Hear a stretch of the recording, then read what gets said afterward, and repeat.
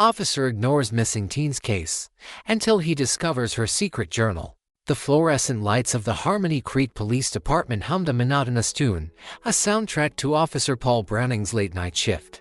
Harmony Creek, Kentucky, wasn't exactly a hotbed of criminal activity. Most nights consisted of the occasional drunk driver, a neighborly dispute over a barking dog, or, increasingly, the heartbreaking reality of the opioid crisis creeping into their quiet corner of the world. Paul, a man built like an oak tree just starting to show the wear of seasons, had seen it all in his 20-plus years on the force. He was nearing 50, his sandy hair thinned at the crown, his face etched with the kind of weary lines that came from witnessing both the best and worst of humanity. He took a long sip of lukewarm coffee, the bitter taste of familiar comfort. The dispatch radio crackled occasionally, but mostly it was just the rhythmic click of the clock on the wall, marking the slow passage of time. Paul preferred the quiet. It gave him time to think, to reflect, to wrestle with the ghosts of cases past. The ringing phone shattered the stillness. Paul sighed, a puff of air that stirred the dust motes dancing in the light. "Browning," he answered, his voice a low rumble. "Paul, it's Martha down at dispatch. Got a call from a Mrs. Deborah Miller. Says her daughter's gone missing." Paul automatically reached for a notepad. "Missing? How old?" 17. "Rachel Miller. Mrs. Miller says she didn't come home last night. Thinks she ran off." Paul scribbled the name down. Rachel Miller. Runaway. It was the same story, different verse. Teenagers ran away all the time. Arguments with parents, boyfriend the family didn't approve of, the lure of a life they imagined was waiting for them somewhere else. 9 times out of 10, they were back within a week, sheepish and smelling of cheap motel rooms and regret. "Did she leave a note?" Paul asked, already picturing the standard, tear-stained farewell scrawled on a crumpled piece of notebook paper. "Mrs. Miller didn't say. She's pretty frantic, though. Keeps saying Rachel wouldn't just leave." Paul doubted that. Mothers always said that. They clung to the image of their child, the innocent one they remembered, not the rebellious teenager who slammed doors and screamed about being misunderstood. "Tell her to come down to the station in the morning. We'll take a report. If Rachel hasn't turned up by then, we'll put out a bolo. Be on the lookout." He hung up, the routine words offering little comfort, even to himself. He knew the drill. A missing teenager, most likely a runaway, was low priority. There were more pressing matters: the meth labs sprouting up in the old trailer parks, the escalating domestic violence calls fueled by desperation and despair. He glanced at the photo of his own daughter, Sarah, taped to the corner of his desk. She was grown now, levying in Louisville, pursuing a degree in social work. He'd worried about her, of course, every parent did. But Sarah had always been a level-headed kid, a good student, a calming presence in his sometimes chaotic life. He couldn't imagine her running away. But then again, he realized, he probably couldn't imagine half the things that happened in this town. He pushed the Miller case to the back of his mind, another file in the overflowing cabinet of unresolved lives. He finished his coffee, the silence of the station settling back around him like a heavy blanket. He had a few more hours until his shift ended, and he prayed for a quiet night. He was getting too old for this. He thought he might call his wife to check in, then remember she would be fast asleep. His wife, Mary, a retired school teacher. They had a quiet life. The Miller house sat on a quiet street lined with modest, single-story homes, each with a small patch of lawn vying for greenness against the relentless Kentucky sun. The paint on the Miller's house was peeling in places, and a rusted swing set sat forlornly in the backyard, a testament to younger, perhaps happier, days. Deborah Miller was a woman worn down by life. Her face, once pretty, was now a roadmap of weary lines, her eyes shadowed with a perpetual exhaustion. She clutched a tissue in her hand, twisting it nervously as she spoke to Paul, who had reluctantly agreed to a home visit after Martha from dispatch insisted. Mrs. Miller was beside herself. "She wouldn't just leave, officer," Deborah repeated, her voice cracking. "Rachel. She's a good girl. She's had some trouble at school lately, some bullying, but nothing she couldn't handle." Paul nodded, his expression noncommittal. He'd heard it all before. "Did she have a boyfriend, Mrs. Miller?" Deborah hesitated, her gaze flickering towards the closed door of a bedroom down the hall. "There was a boy, older. I didn't approve. Tom, my husband, he didn't like him either. Tom Miller. Paul made a note. The stepfather. He hadn't met him yet. Tom was apparently at work, a long-haul trucker, often gone for days at a time. Did Rachel argue with her stepfather about this boy? Paul asked gently. Deborah's eyes welled up. They didn't always see eye to eye. Tom's a strict man. He believes in discipline. Paul felt a prickle of unease. Discipline. He wants what's best for Rachel, Deborah said quickly, her voice defensive. He worries about her. He just wants her to be safe. The house felt strangely oppressive, despite the bright sunlight streaming through the windows. There was a tension in the air, a silent undercurrent that Paul couldn't quite place. He glanced at the photographs on the mantelpiece. Family photos, mostly. Rachel as a little girl, beaming at the camera, her arms slung around a younger girl, presumably her sister. Tom Miller, a large, imposing man with a stern expression, stood behind them, his hand resting on Rachel's shoulder, a gesture that seemed more possessive than affectionate. There were no recent photos. Can I see Rachel's room? Paul asked. Deborah led him down the hall to a small bedroom painted a faded pink. The room was surprisingly tidy, almost sterile. A single bed, a small desk, bookshelf with a few well-worn novels. No posters on the walls, no teenage clutter. It felt empty. She cleaned it recently, Deborah said, her voice barely a whisper. She said she wanted to get rid of things. Paul examined the room carefully, his eyes scanning for any clue, any sign of where Rachel might have gone. He opened the closet, finding a few clothes hanging neatly, a pair of worn sneakers on the floor. He checked under the bed, finding nothing but dust bunnies. He opened the drawers of the desk, finding only school supplies, neatly organized. There was no note, no sign of a struggle, no indication of where Rachel might have gone. Did she have a cell phone? Paul asked. Yes, but it's here. Deborah pointed to the desk, where a simple flip phone lay plugged into a charger. She hasn't used it in days. Paul picked up the phone, scrolling through the call log and text messages. Nothing recent, nothing suspicious. He left the Miller house feeling frustrated and vaguely disturbed. He still believed Rachel was likely a runaway, but the sterile emptiness of her room, the tension in Deborah's voice, the stepfather's discipline, it all added up to something that didn't quite feel right. He decided to do a little digging into Tom Miller's background, just to be thorough. He owed Deborah Miller, and maybe even Rachel, at least that much. He had to follow his gut, even if his mind kept telling him that this will come to nothing. The next morning, Paul was back at his desk, staring at a computer screen filled with Tom Miller's driving records. Nothing immediately alarming jumped out. A few speeding tickets, a minor fender bender a few years back. But as he dug deeper, a pattern began to emerge. Miller's roots often took him through states known for high rates of human trafficking. It was a long shot, a very long shot, but Paul couldn't shake the feeling that something was off. He was interrupted by a hesitant knock on his open door. He looked up to see a small girl standing there, clutching a pink, spiral-bound notebook. She couldn't have been more than 10 years old, with wide, frightened eyes and a scattering of freckles across her nose. "Can I help you?" Paul asked, his voice softening. The girl swallowed hard. "I'm Sarah Miller, Rachel's sister." Paul's eyebrows shot up. He remembered the little girl in the family photos. "Come in, Sarah.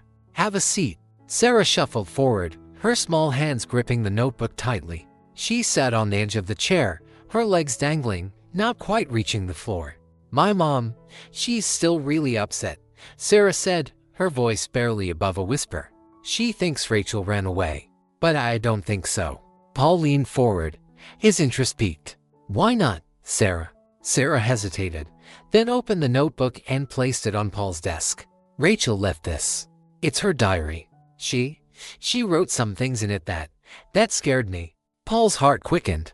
He picked up the diary, its pink cover adorned with glittery stickers of unicorns and rainbows, a stark contrast to the darkness he suspected lay within its pages. "Did your mom read this?" Sarah shook her head. "No. Rachel told me never to let anyone see it. But I think you should." Paul looked at the little girl, her face pale with worry. He saw a flicker of courage in her eyes, a desperate plea for help. He knew, in that moment, that he couldn't dismiss this case any longer. He had to read the diary. He had to find out what Rachel had been hiding. He thanked Sarah, assuring her he would take care of it. He watched her leave, a small, vulnerable figure disappearing down the hallway. He felt a surge of protectiveness, a renewed determination to get to the bottom of this. He opened the diary, the first page revealing Rachel's neat, looping handwriting. The initial entries were typical teenage fair complaints about school, crushes on boys, dreams of escaping Harmony Creek. But as Paul turned the pages, the tone began to shift. The entries became shorter, more cryptic, filled with a growing sense of fear and despair. He knew, as he started reading, that this was no ordinary runaway case. This was something far more sinister. This was a cry for help, hidden within the pages of a pink, glittery diary. And Paul was the only one who could hear it. He took a deep breath, preparing himself for the darkness he was about to enter. He had a duty to uphold. He could no longer hide from the truth. Paul read through the diary slowly, meticulously, each entry chipping away at the facade of normalcy he had initially constructed around Rachel's disappearance. The early entries were filled with the typical anxieties of a teenager's struggles with friendships, frustrations with schoolwork, and the yearning for independence. Rachel wrote about her dreams of becoming a photographer, of traveling the world and capturing its beauty through her lens. But as the weeks progressed, a shadow began to creep into her words. She wrote about feeling increasingly isolated, trapped. She mentioned arguments with her stepfather Tom, his growing control over her life. She described his rules, his constant monitoring of her phone and social media, his disapproval of her friends. Then came the entries that made Paul's blood run cold. He keeps looking at me, in a way that makes my skin crawl. I try to avoid him, but he's always there, always watching. Mom doesn't see it. Or maybe she does, but she pretends not to. She is so afraid of him. I am too. He came into my room last night, while I was sleeping. He said he just wanted to check on me. But his hands, I don't want to think about it. The entries became increasingly fragmented, filled with half-sentences and veiled references. Rachel's handwriting grew shaky, her words filled with a raw, visceral fear. I can't tell anyone. They wouldn't believe me. He's so good at pretending. Everyone thinks he's so nice, so caring. I feel like I'm disappearing, like I'm fading away. No one sees me. No one hears me. If I disappear, it might be the only way to get away from him. Maybe then they'll finally see. Paul closed the diary, his hands trembling. He felt a wave of nausea, a surge of anger and guilt. He had dismissed Rachel as a runaway, another statistic in the endless stream of troubled teenagers. He had ignored the subtle signs, thin-spoken pleas for help. He reread the last entry, the chilling words echoing in his mind. If I disappear, it might be the only way to get away from him. Maybe then they'll finally see. Rachel hadn't run away. She had been driven away, driven to the brink of despair by a monster hiding in plain sight. Paul stood up, his chair scraping against the floor. He had to act. He had to find Rachel. He had to bring Tom Miller to justice. He had wasted enough time. Every second counted. He grabbed his jacket and his keys, and newfound determination burning in his gut. He was no longer just a small-town police officer going through the motions. He was a man on a mission, driven by a fierce sense of responsibility and a burning desire for redemption. He would not fail Rachel. He would not fail Sarah. He would not fail himself. Paul knew he needed to tread carefully. Accusing Tom Miller of abuse without solid evidence could backfire, potentially putting Rachel in even greater danger. He needed to build a case, to gather irrefutable proof. He started by revisiting the initial report he had filed, the one he had so hastily dismissed. He reread Deborah Miller's statement, looking for any details he might have overlooked. He noticed a mention of a neighbor, Mrs. Henderson, who had reportedly seen Rachel crying in the backyard a few days before her disappearance. He drove back to the Millers' neighborhood, the quiet streets now seeming ominous, filled with hidden secrets. He found Mrs. Henderson, an elderly woman with a sharp mind and an even sharper tongue, tending to her rose bushes. Mrs. Henderson, Paul began, I'm Officer Browning. We spoke briefly about Rachel Miller a few weeks ago. Mrs. Henderson straightened up, her eyes narrowing behind her thick glasses. That poor girl. I knew something wasn't right. I told her mother, but she wouldn't listen. What did you see, Mrs. Henderson? Paul asked, his voice urgent. I saw her crying out by the swing set. She looked terrified. And Tom, he was standing over her, yelling. I couldn't hear what he was saying, but it wasn't pretty. Did you see him hit her? Mrs. Henderson hesitated. No, I can't say I saw that, but I saw the fear in her eyes. And I'd seen that look before. I used to live next door to a family with problems. It was the same look. Paul thanked Mrs. Henderson, her words confirming his suspicions. He needed more, though. He needed something concrete. He went back to the station and pulled Tom Miller's file. He delved deeper into his background check, searching for any red flags. He found a prior arrest for domestic violence, dating back 10 years, before Miller had moved to Harmony Creek. The charges had been dropped after the victim, Miller's previous wife, recanted her statement. Paul felt a surge of adrenaline. This was it. This was the pattern he had been looking for. He contacted the police department in Miller's previous town, requesting the original police report and any accompanying evidence from the domestic violence case. He knew it was a long shot. Records that old were often buried deep in archives, but he had to try. He spent the next few hours making calls, navigating bureaucratic red tape, and facing the frustrating reality of understaffed and underfunded rural police departments. Finally, after hours of persistence, he managed to get a hold of a retired detective who remembered the Miller case. Yeah, I remember Tom Miller, the detective said, his voice raspy with age. Nasty piece of work. We knew he was beating his wife, but she wouldn't cooperate. Scared to death of him. Classic case. Do you have any records? Anything I can use?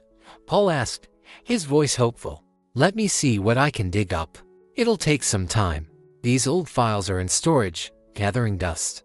Paul gave the detective his contact information, a sense of anticipation building within him. He was close. He could feel it. He decided to talk to Rachel's school principal, Mr. Evans. He needed to understand Rachel's behavior in the weeks leading up to her disappearance. Mr. Evans, a kind, empathetic man with a genuine concern for his students, greeted Paul warmly. Rachel was a bright girl, he said, but she had been withdrawn lately. Her grades were slipping. She seemed preoccupied. Did she ever mention any problems at home? Paul asked. Mr. Evans shook his head. No, not directly, but she did confide in one of her teachers, Ms. Johnson, about feeling unsafe. She wouldn't elaborate, but Ms. Johnson was concerned enough to report it to me. Paul's heart sank. Another missed opportunity. Did you report it to the authorities? We considered it, Mr. Evans said, his voice filled with regret. But Rachel begged us not to. She said it would make things worse. We respected her wishes, perhaps foolishly. We tried to offer her support, counseling, but she refused. Paul understood. Rachel had been trapped, silenced by fear.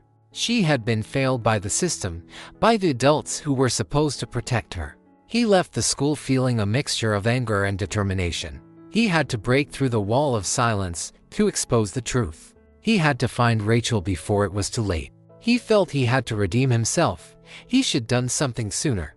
The call from the retired detective came late that evening. Paul was back at his desk, staring at the map of Kentucky, tracing Tom Miller's trucking routes with his finger, trying to find a pattern, a clue, anything. I found something, the detective said, his voice crackling over the phone. It's not much, but it might help. I managed to locate the original police report and a few photographs from the scene. Paul's heart leaped. Photographs? Of what? Of the victim, Miller's ex-wife. Bruises, mostly. But there's one photo. It's of a basement. Miller had apparently locked her down there for a few hours. It's pretty grim. A basement. The words sent a chill down Paul's spine. He remembered the diary entry, if I disappear, it might be the only way. He had a sickening feeling he knew where Rachel was. I'm emailing you the files now, the detective said. Good luck, officer. Bring that bastard to justice. Paul downloaded the files, his hands shaking. He opened the police report, reading through the details of the previous abuse. The similarities to Rachel's situation were chilling. Miller's controlling behavior, his isolation of his victim, his escalating violence. Then he opened the photographs. The images of Miller's ex-wife, bruised and battered, were disturbing enough. But it was the photo of the basement that made his stomach churn. It was a dark, dank space, with concrete walls and a single, bare light bulb. There were stains on the floor, dark and ominous. Paul knew, with a certainty that chilled him to the bone, that he had to search the Miller's house again. And this time, he wouldn't be leaving without Rachel. He immediately contacted the local prosecutor, explaining the situation and presenting the evidence he had gathered: the diary, Mrs.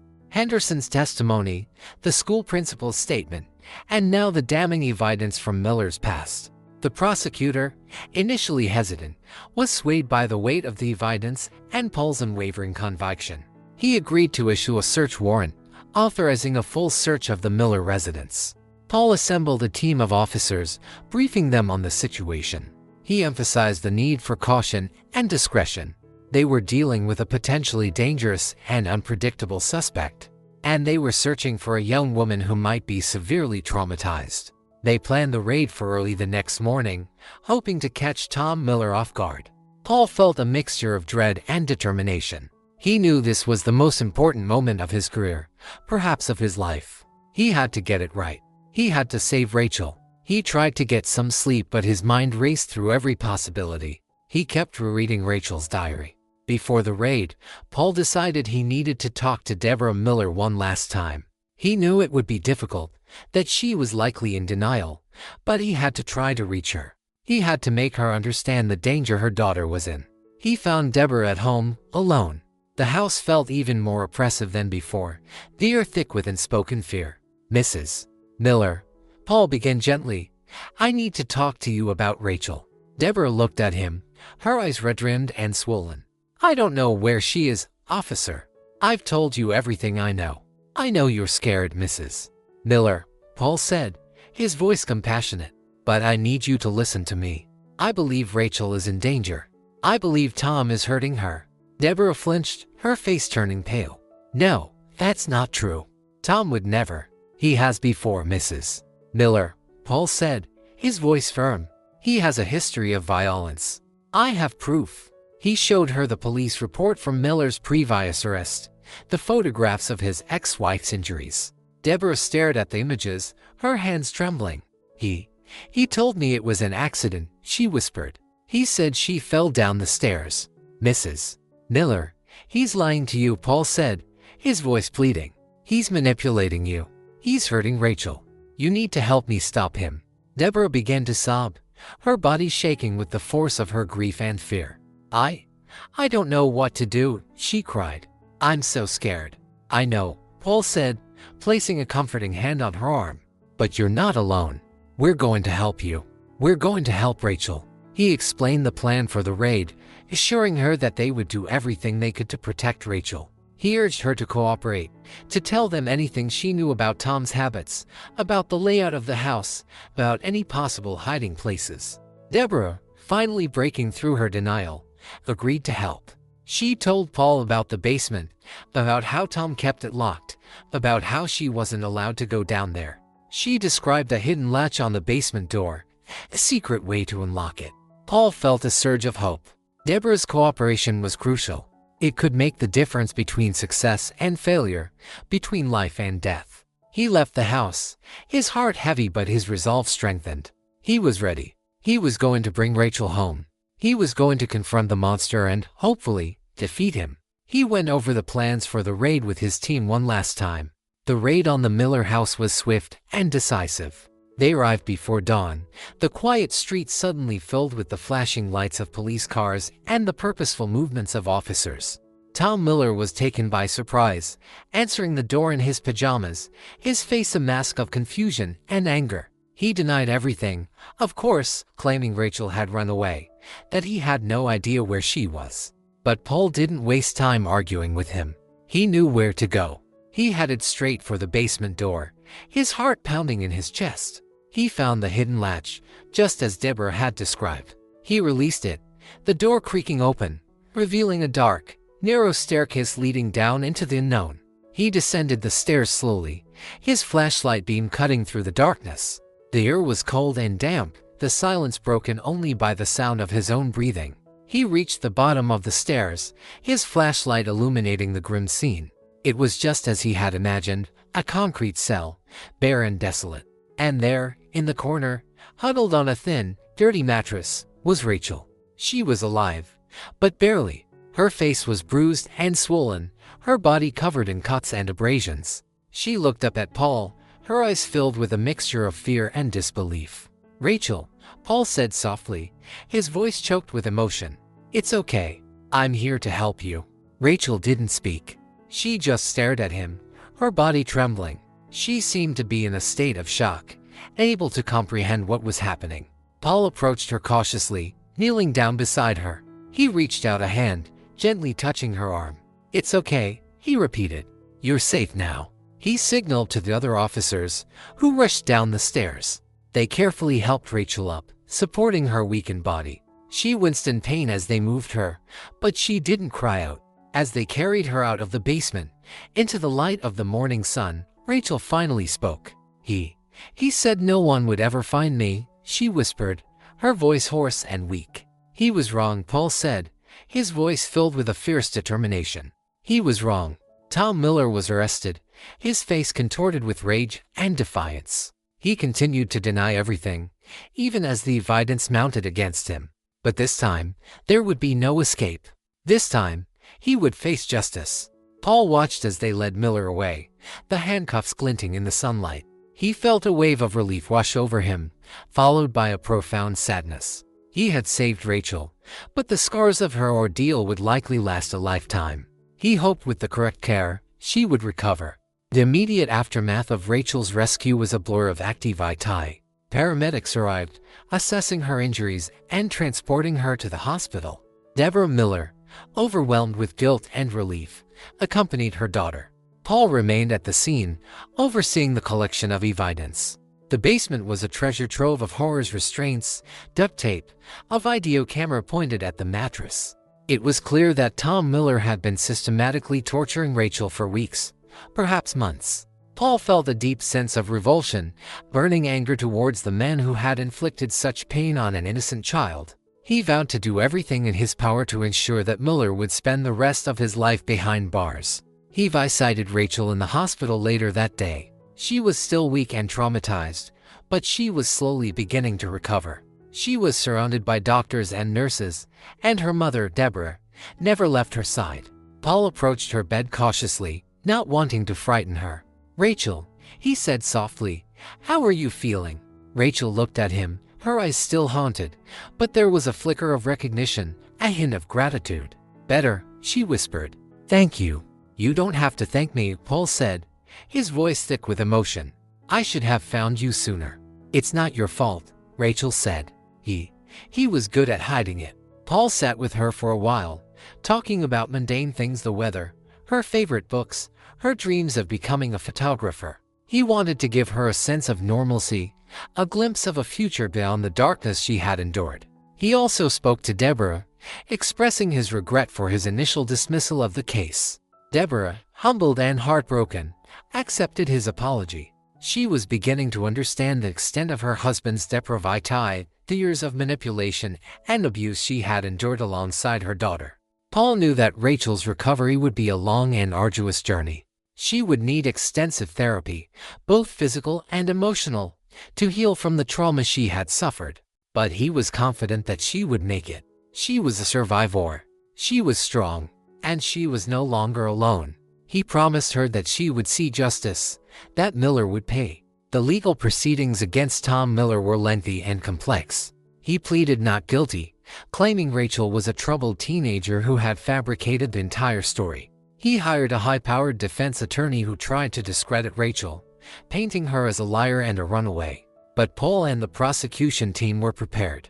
They had amassed a mountain of evidence: the diary, the neighbor's testimony, the school principal's statement, the evidence from Miller's previous arrest, the horrific findings in the basement, and, most importantly, Rachel's own courageous testimony. Rachel, despite her trauma, bravely took the stand, recounting the horrors she had endured. Her testimony was heartbreaking and compelling, silencing the courtroom and bringing tears to the eyes of even the most hardened jurors.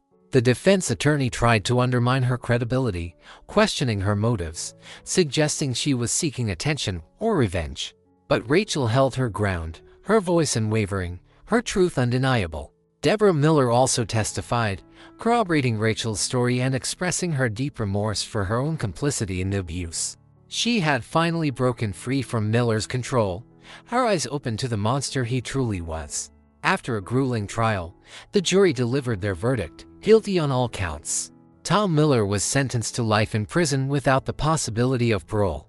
Paul was present in the courtroom when the verdict was read. He felt a sense of closure, a sense of justice served. But he knew that the scars of this case would remain with him forever. He continued to stay in touch with Rachel and Deborah, offering his support and friendship.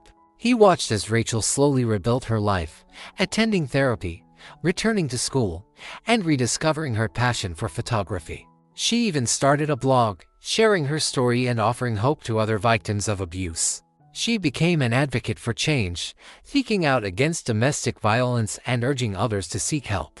Paul, too, was changed by the case. He became more vigilant, more empathetic, more determined to listen to the whispers of those in need.